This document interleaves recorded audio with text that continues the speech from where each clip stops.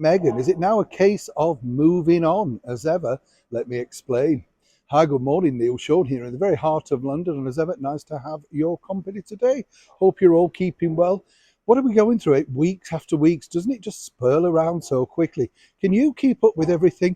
I don't know about you, but apparently this is the month where everybody dreads because over here in the United Kingdom, in a matter of days, there's going to be a man come knocking at the door. Oh no, it's not going to be. You're not going to be one of those Hollywood stars whisking you away on a dinner date, ladies. No, it's a tax man or tax lady. Oh, we'll have to be careful, won't we? Get those pronouns.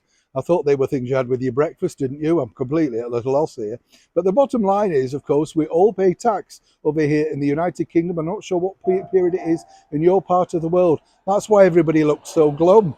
But of course, it's at this time of year that people also look to see what they don't need and what they do need moving forward with their lives, because they have to look at costs.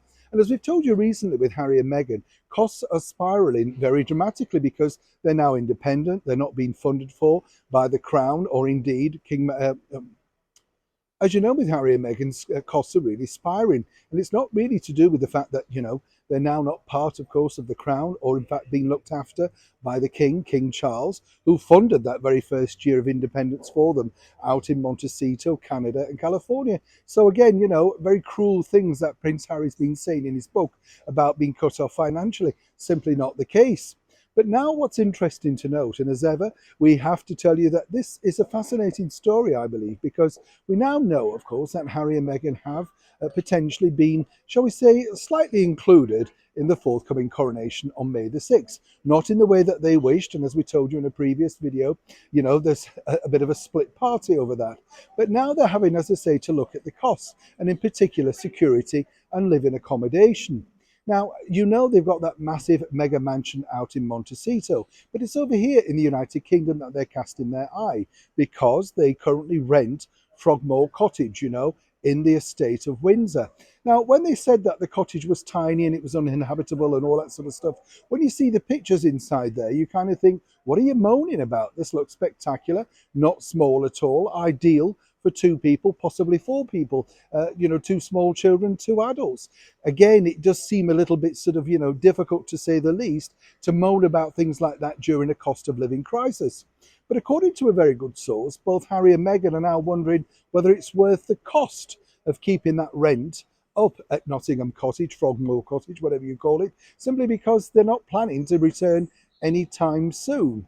Now, it's like any property, isn't it? When you have that money just simply going to waste, and they do have to pay that money, it is documented in the Crown Estate's accounts. So there's no way that they can get it funded by anyone else. You have to say, as Harry did in a recent Netflix series, that really he saw his home back in California, not necessarily over here in the United Kingdom. Now, the other side of the coin, which is a money-saving thing as well, is when he does return back here to the United Kingdom, it would make sense, if anyone will have him, to put him over here inside one of the many houses that the royal family have, whether that be Kensington Palace, Balmoral, or indeed a small room in Buckingham Palace, if that's suitable for Madame, of course, Meghan. And that, of course, would include security too. So it's a double win.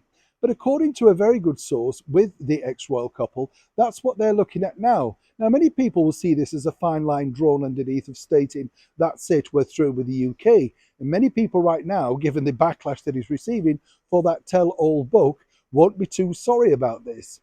But as ever, the true story behind that is they have to save the pennies. The mega deals that they did get at the start of this moving on period do not look like they're coming through the door fast and furiously.